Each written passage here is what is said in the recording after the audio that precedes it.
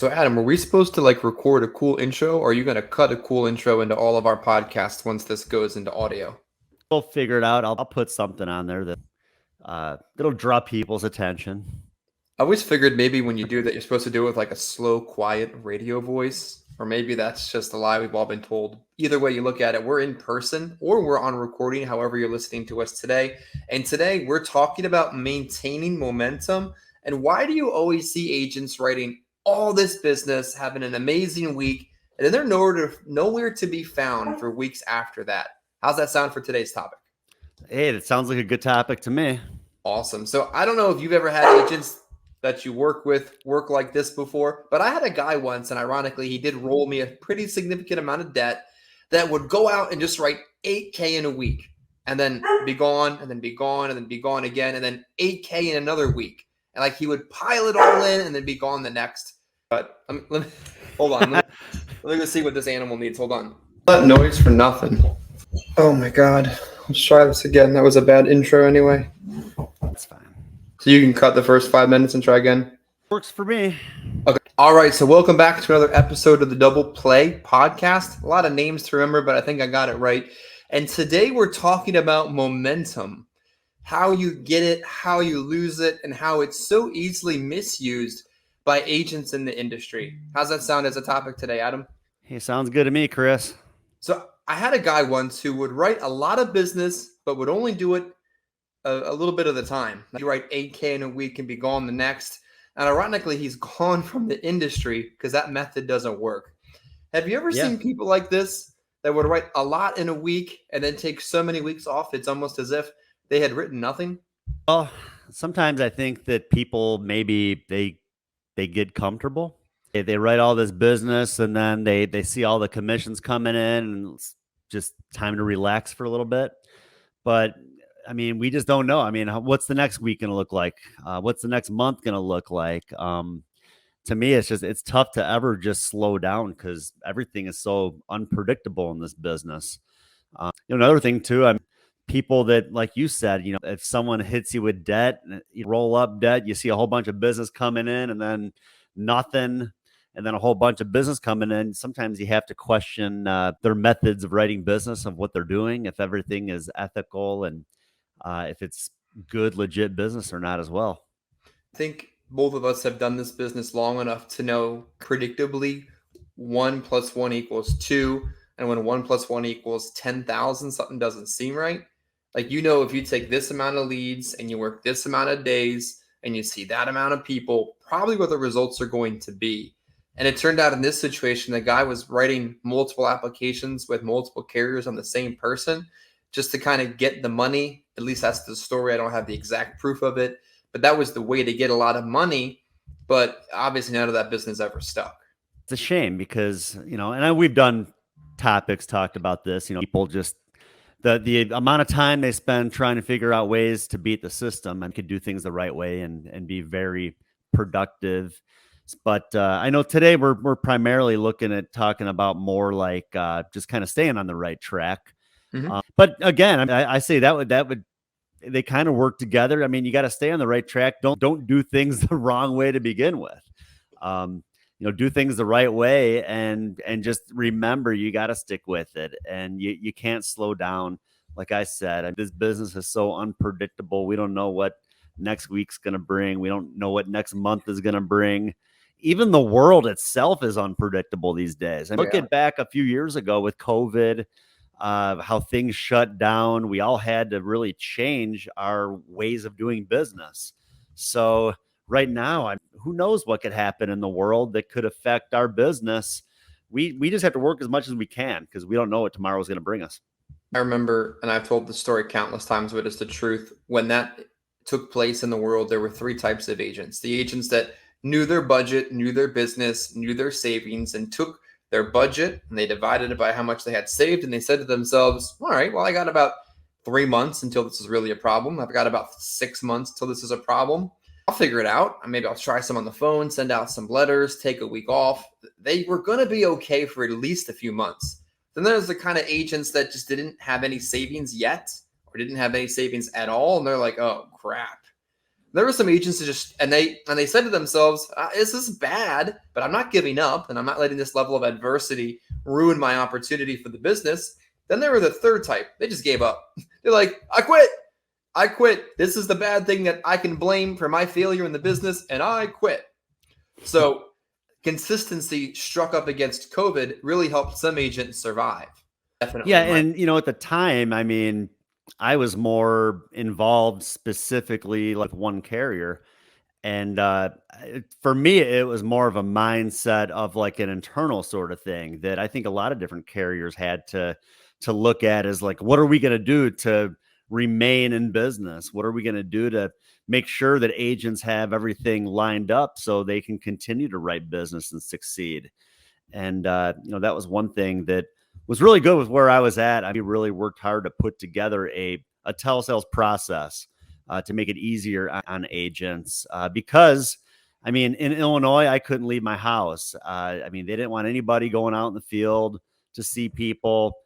It was either figure out a way to be good over the phone and be able to generate business over the phone, or quit.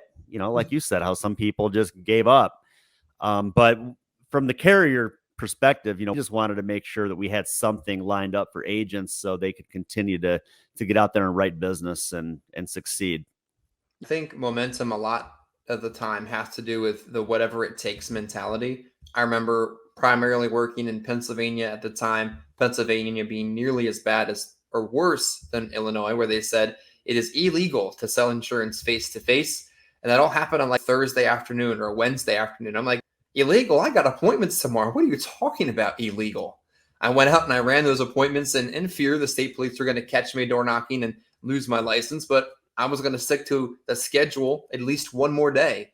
And then the next week, it was time to reinvent my business and either sell in another state, travel for a while over the phone. There was no doing nothing. Momentum wasn't going to allow that to happen. Again, you got to figure out a way to kind of make it through. And again, those are decisions that you have to make. Bottom line, I think, is just being consistent, though. And just, we talk a lot about that. Having the steady flow of leads, going out and seeing people. And that's what it's going to take to write business. And you can't slow down on it. You can't have a good week and, have all these commissions coming in and then be like, well, I'm good now. Like I said, because we don't know what tomorrow's going to bring. If an all-out world war broke out, that's not like out of question these days. Like that's a possibility. What happens if we were to go to war? What happens if there is another pandemic? We just don't know the uncertainty of what's to come, and that's why you have to just work as much as you can and as much business as you can. You don't know what tomorrow is going to bring. Not only just society or the world itself, but what if you got sick? What if you got sick and you were to become disabled where you just couldn't work and you'd have to adapt to doing things a little bit differently? I mean, those are all things that, heck, a self-employed person. This is your livelihood. And that's why you got to work as much as you can because you just don't know what tomorrow is going to bring. Yeah, it was June of last year. I had probably the worst month of my 30s, both problems, family problems, tragedies, planned vacations that were expected to call some time off, planned business trip, but everything seemed to happen. It got worse and worse. And I worked probably 3 field days the entire month, maybe 2. And in the midst of everything that was going wrong that month, not once did I say to myself, how am I going to afford this problem? It was money wasn't the problem. It was how to deal with everything else that was taking place. And I don't mean that to say it pretentiously. I mean it to say years of consistency prior to that, when things were going wrong, I wasn't having to worry about how much I could afford the problem or not. Everything else financially was under control. Yeah, I think everybody has stuff going on in their lives, maybe that they like to talk to people about, maybe that they don't, but everybody's got something going on that can, could be a distraction if you really let it. It could be as simple as your kids having stuff to do that, am I going to cut off work early or I'm going to figure out a way for them to get to where they need to get at a certain time? Just little things like that. Again, it's about focusing on the task at hand treating this not like a hobby, treating it like just any other profession. If you had a regular salary position and you're working 8 in the morning till 4:30 in the afternoon, 5 o'clock at night, you can't just leave the office to go pick up the kids and take them to their activities. You're going to have to figure out ways to get them to where they need to get. So why should this be any different? I mean, I think if you're cutting off work early to do those sort of things, then you're not treating this like a career. It's more of a hobby, and you just need to figure out ways to, again, to make it that full-time career, just as though you were in the office. Same if a snow day. And heck, when it's snowing out, at least by me, this might not pertain to people across the entire country, but by me, heck, when it's snowing out, uh, there's a lot of people that are going to be home all day. So to me, that means it's a great day to get out there and see people. And if I was working a regular job, I couldn't call in and say, I'm just going to stay home today because it's snowing. They're going to expect me to be at work. Yeah. So I'd be going out and working just as though I had that regular salary 8 to 5 job. I remember the first winter I worked in the business, I came from a paramedic background, so working in adverse conditions is like normal. Like there's no taking off because the weather was bad. So when the weather was bad in this business, I didn't even think taking off was a thing. I just thought, well, how am I going to make this work where it's going to be hard, but it's not going to happen. So I drove to the field. I was working South Philadelphia where the leads are close together anyway. And I found a spot where I could like beach the car and like kind of park it, but not really. And I took my leads and I just door knocked everything that was really close to it. And before you know it, I had written 3,000 in a few hours. And then at that point, I'm like, all right, we're good. We made today's goal. We're good for the week. Let's see if we can dig the car out of wherever we parked it, if I can even find it. But it was just, that was normal. That was momentum. That was doing whatever it takes, because at that stage of the career, zero was, I couldn't afford to not write business. Yeah, it's just so funny. I mean, excuses. I mean, I've had so many agents with those excuses in the past. Oh, it's too cold today. I can't work. There's too much snow on the ground. Well, when it's cold, put on a heavier coat. When it's snowing, put some boots on. I mean, just get out and see people. I think people will come up with any excuse in the world why they're not succeeding, when they need to be come up with more reasons why they need to be succeeding and they need to be out working. So yeah, you can't, again, you can't treat it like a hobby. You got to treat it like a career, and you got to be disciplined with it. Yeah, I get it. Maybe you put in a good week. Hey, if you put in a good week and you put up good numbers and you want to take off maybe on a Friday afternoon or a Saturday, great. Reward yourself. But I think you want to set those goals first. You want to set the goals and say, well, this is how much business I want to do this week or need to do this week. And then if I hit that by Friday morning, well, then I'll reward myself with taking off on Friday afternoon or Oh, that's Saturday. fine. But Absolutely. if you don't hit the goal, well, then you need to stay out there and keep working. I think a goal-based schedule is a way I operated for quite a few years after I had reached a level of stability in the business, book of business, understood the business, buying leads without thinking about it. Then it was, if I can, as soon as I write 5K in a week, I can be done.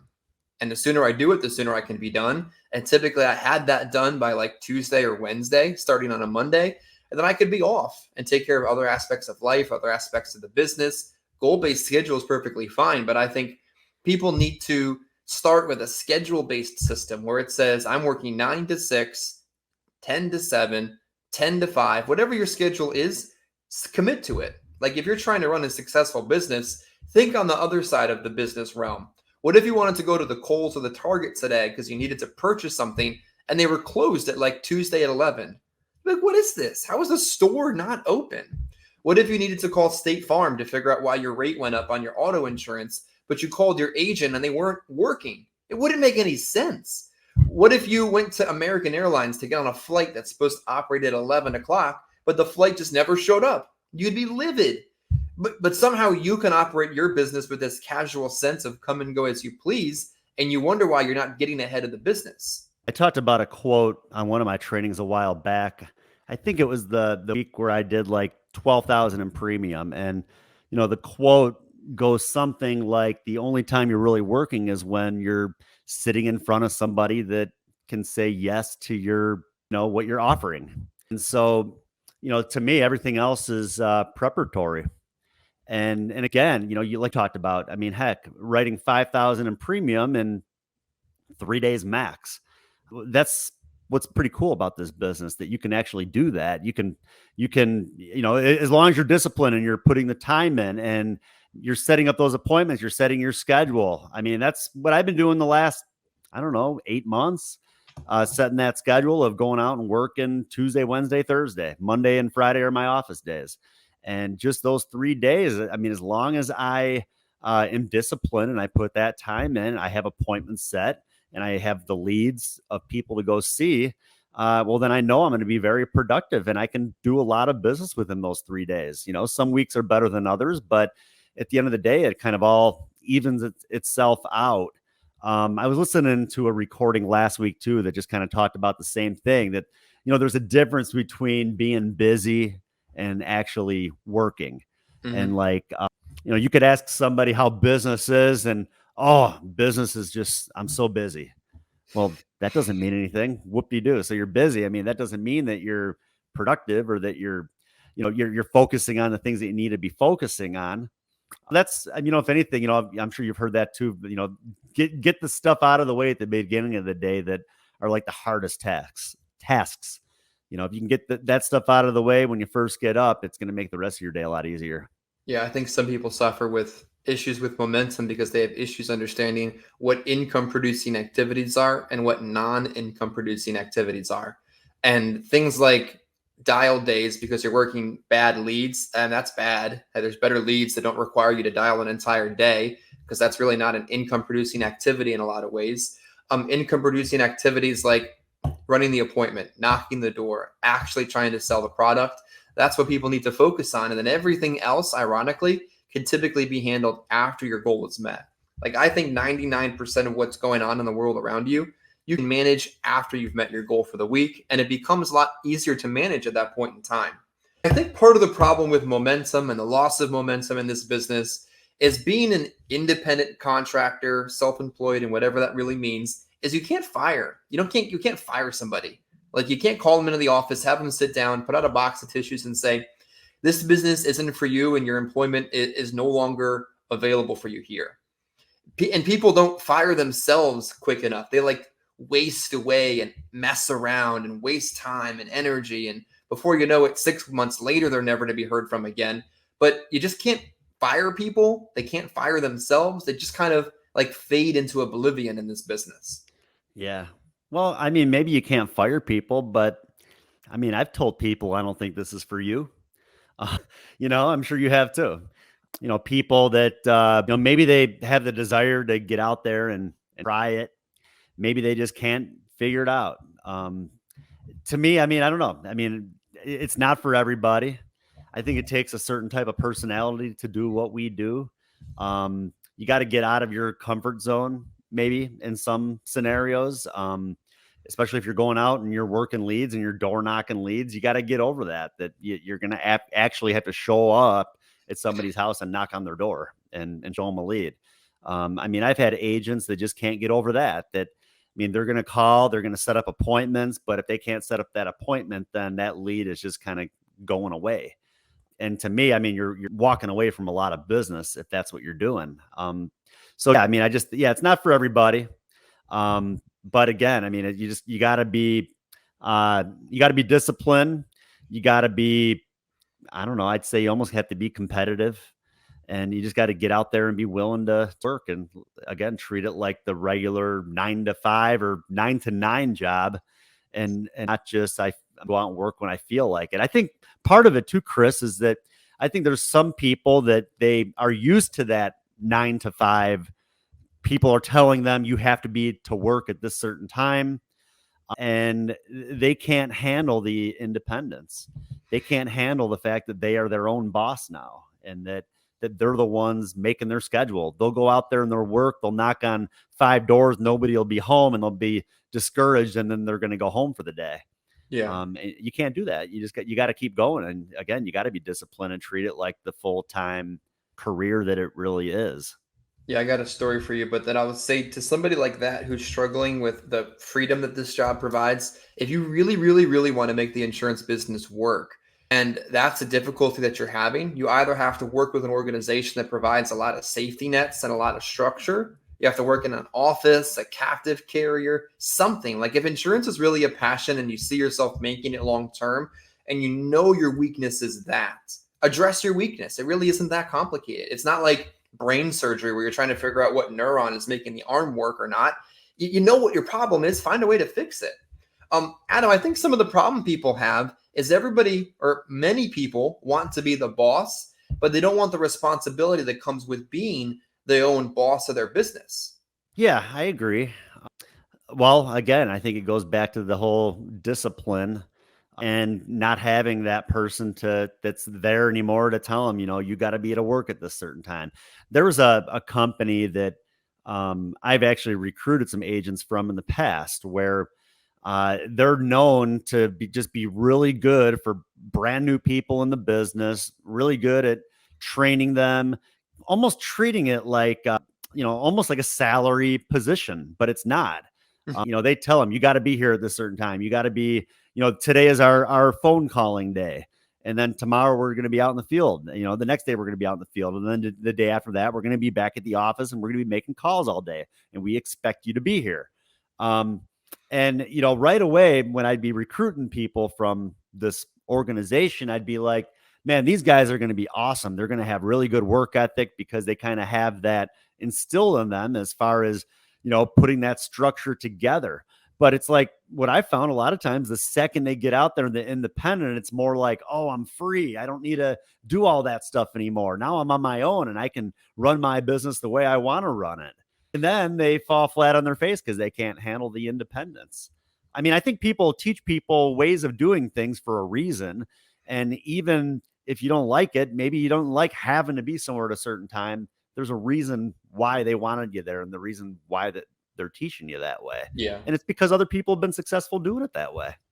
I think generally speaking, if you're working with somebody in a mentorship capacity, an upline, or whatever verb you choose to use, is the advice that they're generally giving you is because they know it works and they want to like create some type of business profit from the education they're providing you. They're not going to sometimes they're not going to give you information they know doesn't work. Like what good does that do somebody? Like what good would it do for us to sit here and record an hour and 10-minute training and then a 35-minute podcast about shit that doesn't work? Like that, it's a massive waste of time. So if you're really going to trust your business with somebody, trust the training that they're providing you and stay the course when it's working and even when it's not in those cases too. Well, and I think that you want to be with an organization that has something that's replicatable. I mean, I think that anybody who's running any sort of agency or IMO, they need to have some sort of training structure, some sort of training platform in hand. So agents know going in kind of like what to expect. Um, and maybe there's some agents that are just brokers. They just want to kind of get out there and do their own thing, and that's fine. But then there's also agents that need that help and they need that support and they need to know going in kind of what to expect. And again, something that's replicatable, something where they can learn it, get good at it. If it gets to the point where maybe they want to build their own agency, well, then they already have that platform that's kind of there that worked for them that they can teach others. And what I like about that is that everybody's kind of on the same page. You can feel better about where the business is coming from because everybody's just kind of doing things the same way that they were all taught. Yeah. So, I just think that that's important to have that structure for sure. Could you imagine having a really, really good week? And tell me what would happen in this situation. You've got 30, 40 direct mail, you're banging doors, you're dialing the phone, you're running appointments, you're seeing an appropriate amount of people, and you wrote your goal, whatever your goal is, 5K, 3,500, 7,500. And then the very next week, you didn't purchase any leads. Nothing came in, you didn't buy them, and you just grabbed that pile of whatever you had left over from last week. What would happen the next week in that situation? Well, I mean, it really depends. I mean, if you have enough leads, I mean, maybe you'll still be productive, but yeah, it's going to get to the point where everything starts to just dry up, get a little thin, and uh, and then you're just going to start questioning yourself. What am I doing differently? Why am I not as productive this week as I was the prior week. And so again, it's just about consistently and always having new leads coming in every single week. Whether we want them or not, I just think, all of my agents, that's what we do. Every week we have more leads coming in. Some of the leads, maybe they get old, maybe it gets to the point where you're just never able to get a hold of people. That's just part of the business. Yeah. You can't, I've had agents too that'll order leads and, they can't get a hold of everybody. They don't want new leads until they get a hold of every single lead. Well, then they're going to place one lead order and probably never place another one. Yeah, you're not going to get a Yeah. hold of everybody, and that's okay. You're probably Yeah. not going to get a hold of half of the people. Maybe you'll find some of them later down the road, but realistically, you're going to sell like a third, a fourth, sometimes half of those as dispositioned or sold. But there are people that literally don't exist. Like, it's not a real person. It's a ghost. They're never home. They died last week. They work 80 hours a week. You're not going to find everybody. And if you keep trying to find that same person, it's only going to get in the way of the next person. Adam, do you think sometimes as we talk about momentum today, that the loss of momentum could be self-inflicted? Like, you're the one that's causing your momentum to be gone. I think so much of this is mindset. And again, heck, if I'm busy and doing really well, you want to kind of keep moving, you want to keep going. Sometimes we get tired, but again, I think sometimes we can get in our heads too. And you got to figure out ways to kind of get back on the positive mindset. If all you're doing all day is just thinking about how bad things are going and how slow everything is, that's probably how the rest of your day is going to go. But if you just got to, again, keep that positive mindset of knowing, well, hey, all it takes is just one more person to put me in the house to turn this day around. Do you feel like the harder you work, sometimes the better you feel and the more relaxing is actually enjoyable? I'd say so, because more than likely, that means that I have more money coming in. And to me, I'm a heck of a lot more comfortable when I know I got a lot of money than when I don't have as much money. So makes things a lot easier when you're productive and you're doing well and you have the money coming in. Absolutely. I have this new theory too in the business as we talk about momentum, when we get close to wrapping up, is assuming you start the day on time and assuming you start the week on time, the later you work in the day, the more likely you are to close business. And the later you work in the week, the more likely you are to close business, because you're putting the numbers in your favor by being more present in the field. Does that sound plausible to you? Yeah, I think so. Just it's about putting the time in. And I guess maybe, I don't know. I don't feel like I work any different on a Thursday than a Tuesday. Again, when I'm out the 3 days, I want to put in as much time as I can because I know I'm only out there those 3 days. So again, I'm like the Energizer bunny out there working.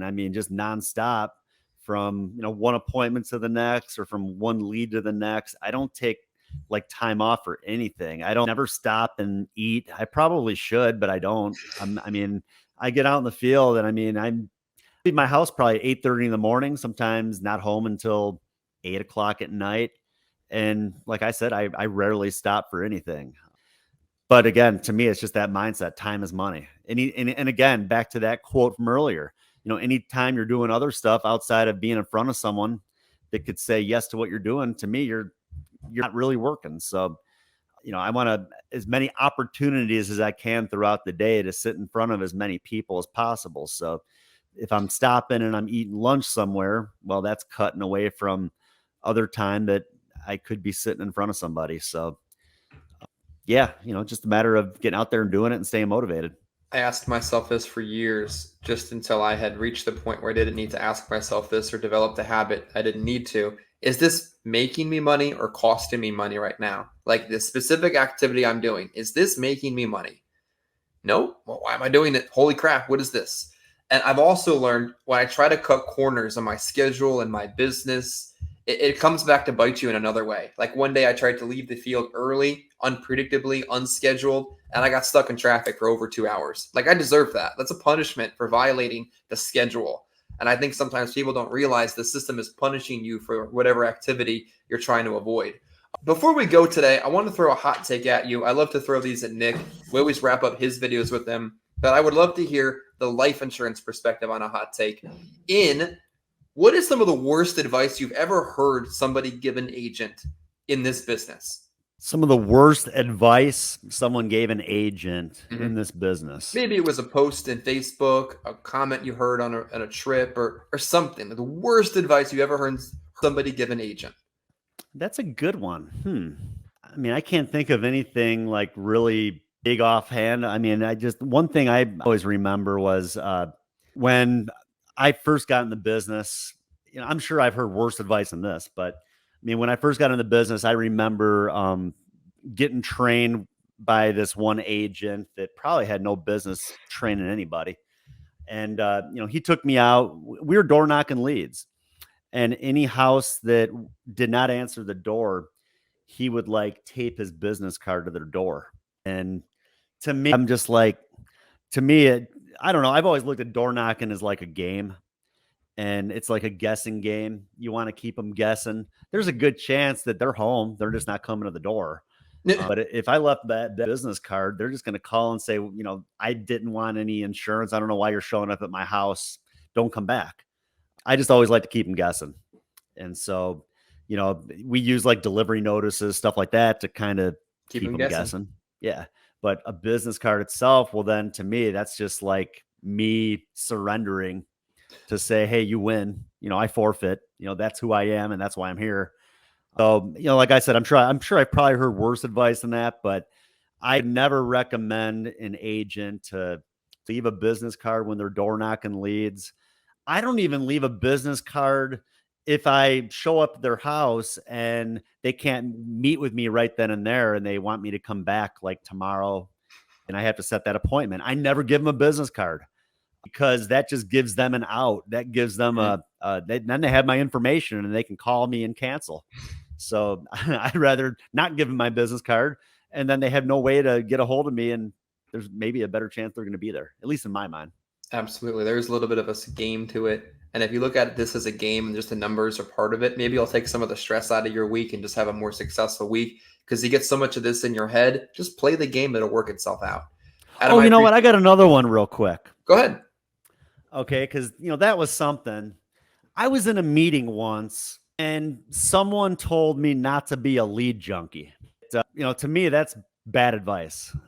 As an insurance agent, you want to be a lead junkie. I mean, you want to focus on leads. I mean, leads is the name of the game. I mean, you got to have that steady flow of leads on a regular basis. I mean, it's a broken record. We talk about that all the time.